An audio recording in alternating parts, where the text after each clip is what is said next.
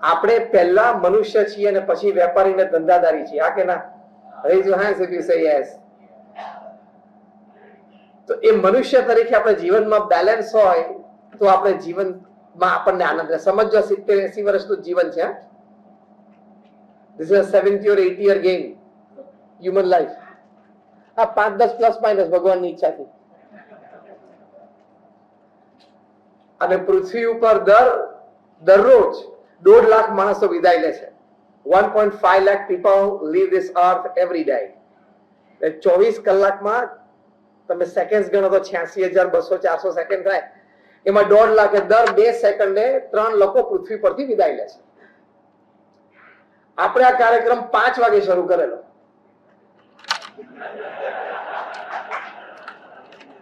અત્યારે 7:30 એટલે 2.5 કલાક થયા.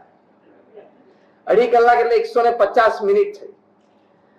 ગુણ્યા 60 એટલે લગભગ 9,000 સેકન્ડ થઈ. એટલે 12,000 લોકો પૃથ્વી પરથી જતા રહ્યા. અને ભગવાનની ઈચ્છા હોય કાલનું ફૂલ કોન્સન્ટ્રેશન પિકઅપ નું રાજકોટ ઉપર રાખે તો 1.5 લાખનું.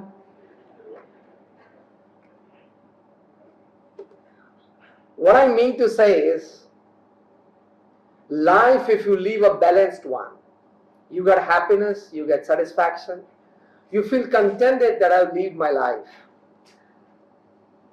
એની માટે એક બહુ જ સરસ એક્ઝામ્પલ તમને આપું કે આ બેલેન્સ સુધી આપણે જઈ શકીએ છીએ.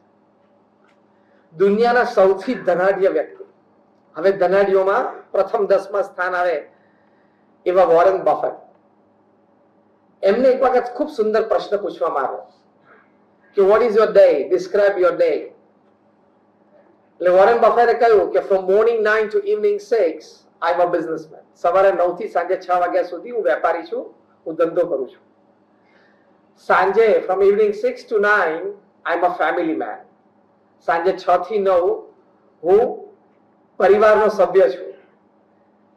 એન્ડ ઇવનિંગ 9 to 10:30, રાત્રે 9 થી 10:30 હું એક spirit. Just imagine that of all the work of your profession comes to your table. તમારા વ્યવસાયનું બધું જ કામ આ શહેરનું, ખાલી ગુજરાત રાજ્યની વાત કરતો, ખાલી રાજકોટ શહેરનું, એ તમારા ટેબલ ઉપર આવી જાય તો દિલીપભાઈ ચાલે એમ છે? શહેરનું બધું જ કામ બાંધકામનું તમારા ટેબલ ઉપર આવી જાય તો 2 જણા ના પાડે, સર્વાનંદબેન, દિલીપભાઈ, 2 જણા ગાંડો થઈ જાય માણસ. એટલે વેપાર વધારવાનો પ્રયત્ન ચોક્કસ કરવો. Put a bar somewhere, because we are first human beings and then professionals. We are first human beings and then businessmen. એટલે વેપાર ધંધો વધારી એની ના નથી, બેલેન્સ નહીં રાખો તો જીવનમાં સંતોષ ને આનંદ પ્રાપ્ત નહીં થાય. When I talk to professionals, I tell them the amount of money that you have in your bank account when you die is the extra work you did, you shouldn't have done. And if at all you did, you should have used it for a better cause. એટલે આ જીવનમાં બેલેન્સની જરૂર છે. કુમાર મંગલમ બિરલા એમના ધર્મપત્નીનો interview times of India લીધેલો. એમાં એમને પ્રશ્ન પૂછ્યો, how are you managing your time?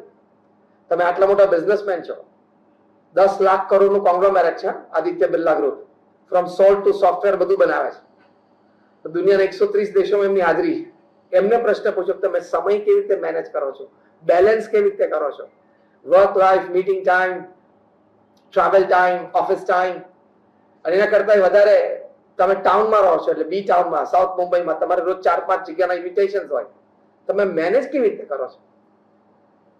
Kumar Mangalam Birla જવાબ આપે, પણ એમના ધર્મપત્ની કીધું, I would like to answer this question. મારે આ પ્રશ્નનો જવાબ આપવો છે. અને એમને કહ્યું, હજી ટાઈમ્સ ઓફ ઇન્ડિયાનું કટિંગ છે મારી પાસે, એમણે કહ્યું કે it is a custom in the Birla house. Birla હાઉસમાં એક રિવાજ છે કે રાત્રે 8 વાગે એટલે બધાએ પોતાનો મોબાઈલ ફોન માતૃશ્રીને જમા કરાવી દેવાનો. એટલે કુમાર મંગલમ બિરલાના માતૃશ્રી એટલે આદિત્ય બિરલાના વિધવા પત્ની. એટલે પત્રકારને બહુ આશ્ચર્ય થયું કે કુમાર મંગલમ બિરલા પોતે પણ 8 વાગે ફોન જમા કરાવી દે છે.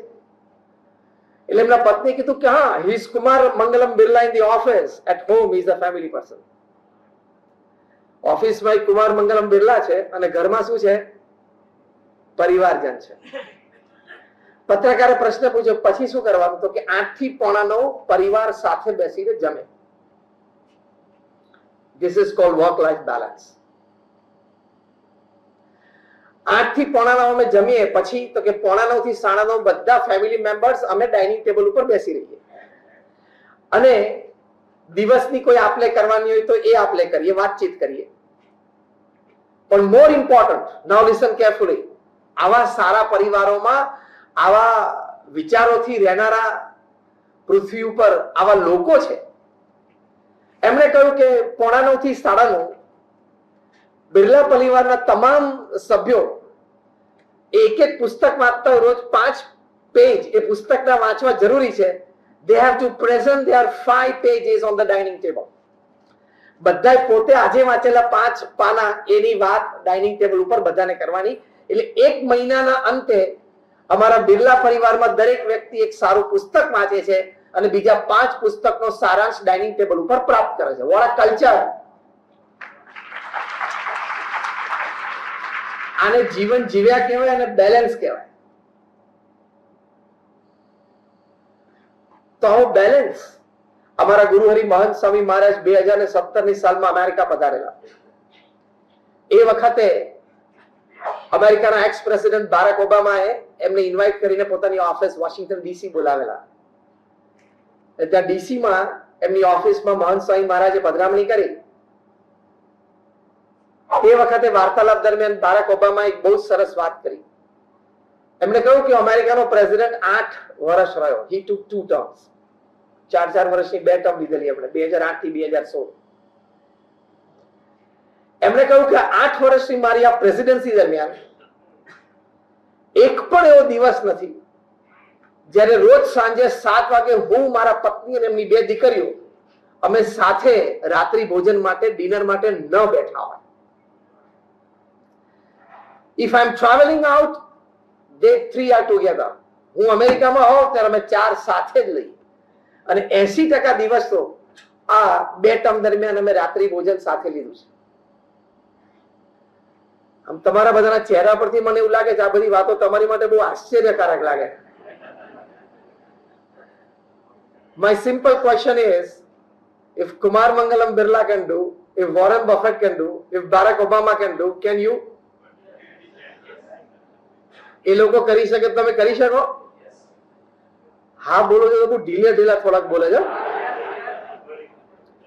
તમે તમારા પરિવાર પાસે સાંજે 8 વાગ્યા સુધીમાં અઠવાડિયામાં 4 દિવસ પાછા ન આવી શકતા હોય અને રાત્રિ ભોજન પરિવાર સાથે ન લઈ શકતા હોય અને રાત્રિ ભોજન પછી અડધો કલાક સાથે ન બેસી શકતા હોય તો ભલે તમે 15,000 કરોડનું 25,000 કરોડ ટર્નઓવર કરતા હો, પણ let me tell you on face that you are a very poor manager of time and work.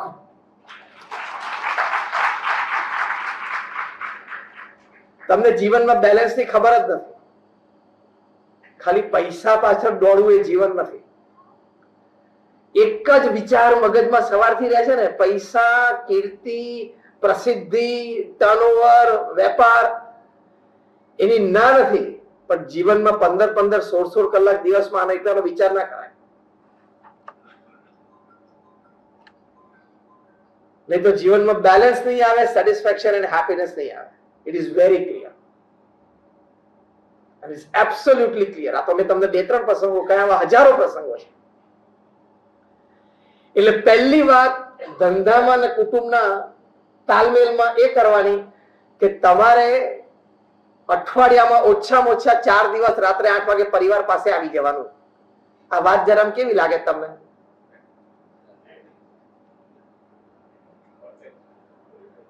આમ કે આ વાત સાથે સહેમત હોય આંગળી ઊંચી કરો તો. સહેમત તો ઘણા છે. હમણાં બીજી વાત કરું કે આ વાતની પ્રતિજ્ઞા લેતા આંગળી ઊંચી કરો તો. પણ ઘણા બધા કરી. I should give you a big hand.